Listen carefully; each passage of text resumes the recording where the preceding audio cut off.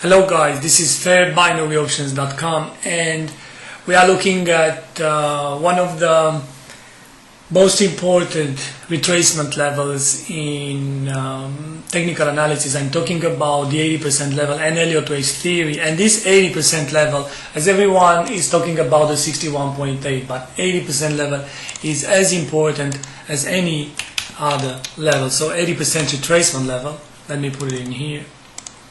It is being used in two instances. First of all, it is being used, let's put it in here, two instances. First of all, it is being used on Gartley trading method.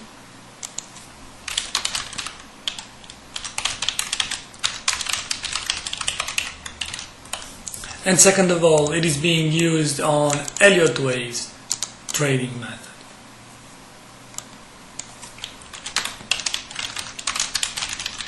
Elliott waves trading method. What's the difference between the two? Well, it's not much of a difference in the sense that you need to have a retracement more than 80% in order to be able to trade that retracement. But what's important is the statement that such a pattern or such a retracement is giving based on future price action. When it comes to Elliott waves theory, for example, if you have a move to the downside, like this, let's say we have a move to the downside that goes like this. Well, this move to the downside is not possible to be an impulsive wave, because if it is an impulsive wave, then the retracement cannot be 80%, cannot be more than 61.8 actually. So it is mandatory to be a three-way structure or a corrective wave. So let's say that it's going to be something like this: A, B, and C. Let's make it a bit bigger in order to see exactly the 80% retracement. So this would be an ABC of a lower degree. So let's go with A out of this degree, then the B wave to be done here, and then wave C to the downside, ABC. And at this very moment, this should be labeled of a bigger degree with a wave A, so wave A of a bigger degree, like this. And now normally the 80% retracement, it is referring to a B wave out of this degree that should retrace more than 80% when compared with the length of the whole previous wave A. So when compared with this length of this wave. So what do we have here? We gotta measure.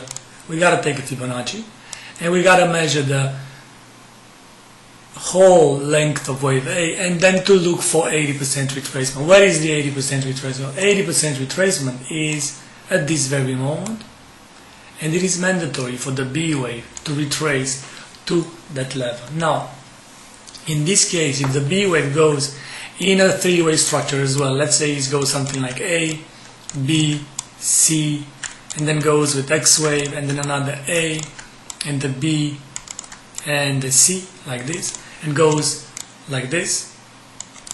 And in this case, the B wave is a corrective wave as well, and the five-way structure is being expected for the fifth wave that will most likely end around here. In this case, it will be a classical common flat, or it will end more than 138.2, and in this case it will be a so-called elongated flat. So a five-way structure from here to here, it goes 1, 2, 3, 4, and then the fifth wave to be done here. In this case would be a common flat, and in this case an elongated flat. This is a very powerful statement because it shows what the move will come if and only if the distance between the 80 and 100% it is holding. So by the time that market comes actually into 80% in here, we could be engaged into buying put options already from here. By the time the 80% comes as well, already from here, and expecting for the five-way structure to the downside to come.